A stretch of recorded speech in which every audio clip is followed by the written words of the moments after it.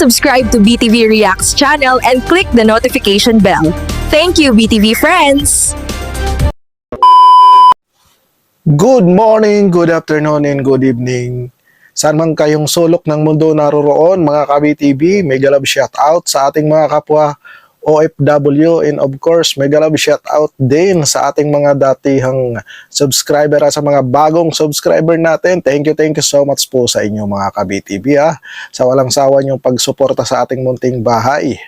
At bago ko po pala makalimutan, like and share na lang po itong video na to, at syempre pakihit na yung subscribe button at notification bell. Thank you so much mga ka-BTV. Naku po, magandang pag-uusapan natin ngayon mga ka-BTV. Naku po mga ka-BTV, kaya po pala nananahimik ang ating mga general na active sa ating sandatahang lakas, sa anomalya at sa flood control at sa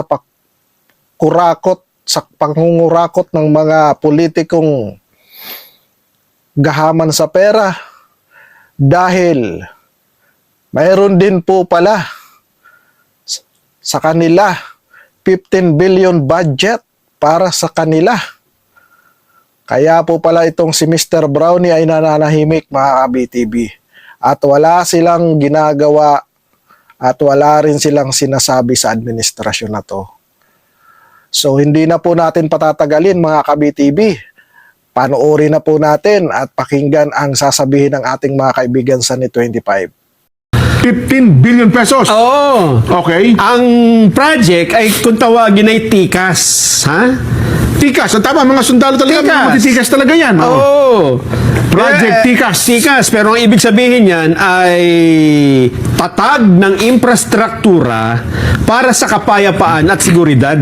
Nako. Oo. TICAS program ng DPWH. So, programa ng DPWH to para sa mga sundalo natin? Kaya TICAS ang tawag. Alam ba ito ni General Romeo Browner? Palagay ko alam niya ito. Kasi para sa kanila to ha? Mula 2023 hanggang 2025, 15 billion ang kabuuan? Oo. Dapat ang itatayo nito, Nelson, ay ano ito, mga barracks o Lahat ng mga nationwide. Oo. Lahat ng mga kailangan ng mga sundalo. Grabe na Lumilitaw, yung mga project pala, kung hindi man natapos, hindi nagamit. Ibig sabihin, may mga hindi na... Oo nga naman, paano mo gagamitin yung hindi tapos sa proyekto, di ba? Oo nga naman. Pero may-report din ba nilang completed ito? Completed! 15 billion pesos proyekto ng DPWH para sa militar.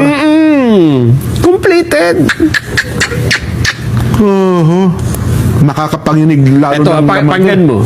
Sabi ni Defense Secretary Gibo Chodoro, merong 944 projects sa TICAS program. Nationwide, 944. Okay. 648 nakaabot ng first phase. Ibig sabihin siguro ano lang yan? Yan siguro poste-poste. Poste-poste. Yung land development siguro. 600, majority 648, diba? Okay. Pero dineklara completed. Hindi. Pwede ba natin parinig? Meron ba tayo boss niya? Pakinggan natin. Sige nga po. Pakinggan nga natin. Sino? Secretary Gibo? Sa pagdinig ng Senado? Pakinggan natin. This is on the topic of the TICAS projects. Yes, Your Honor. And I'll just flash on the screen. Nakita ko sa budget na merong 3 billion for 2026 for TICAS projects. And then for 2025 is 4.6 billion. But from 2019 up to now, there are about 944 projects. And then I saw in the last few years, pababa yung completion rate, meaning yung natatapos versus budget. No? Yes, Your Honor. So, Mr. Secretary, can you discuss with us, ano itong TICAS projects? Etong TICAS projects po ay projects na ginagawa ng DPWH para sa Armed Forces of the Philippines. And then nakita ko yung mga projects, mga barracks, Mga ano po, mga maliliit na facilities in the bases. yeah, and the completion, as you know, Your Honor, the amounts also were gradually being reduced through the years. And for this year, Your Honor, we propose that this be scrapped already and all the implementations be done by the DND-AFP. Secretary, because I also saw we asked for some updates from the department. Nakita namin, for example, to slide 114, meron nakasulat construction of multipurpose building, tag as completed, pero mukhang hindi pa siya completed. No? Yes, Your Honor. Construction of multipurpose building sa Pasay, tag as completed rin, pero hindi pa siya completed. So, Yes, Your Honor. I believe ang gumagawa nito, DPWH. Yes, Your Honor. Kasi yung pondo ng TICES nasa DPWH. Yes, Your Honor. Pero hindi nila natatapos yung proyekto. Yes, Your Honor. So, sayang naman yung building kasi nandyan na yung building pero hindi nagagamit for the purposes of the department. And ano po, ang wala pa pong validation kung structurally pwede namin gamitin o hindi. Kaya yung remedyo po dyan ay sisiyasatin ho namin na mabuti ang mga projects na to at we will report to the committee. Actually, we have already the inventory we are willing to submit and we will talk with Secretary Dizon what the remediation for this will be to include filing of appropriate cases against the responsible people.